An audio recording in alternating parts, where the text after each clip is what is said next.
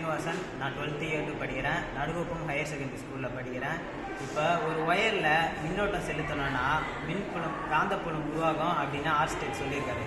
அதை நம்ம நிரூபிப்போம். நம்மக்கிட்ட இருக்கிறது ஒரு திசை காட்டும் கருவி, அதாவது காம்பஸ், ஒரு பேட்ரி, ஒரு ஒயர். இப்போ இந்த பேட்டரியில் நான் இந்த ஒயரை இணைக்கிறேன். ப்ளஸ்ஸையும் மைனஸையும் நம்ம இணைக்கிறோம். இணைச்சிட்டு இந்த ஒயரில் காந்தப்புலம் உருவாகுதான்னு நாம் பார்க்கணும். நாம் இந்த காம்பஸ் கிட்ட எடுத்துகிட்டு போனோம்னா இந்த ஒயரில் காந்தப்புலம் இருந்துச்சுன்னா இந்த காம்பஸ் நகரும்.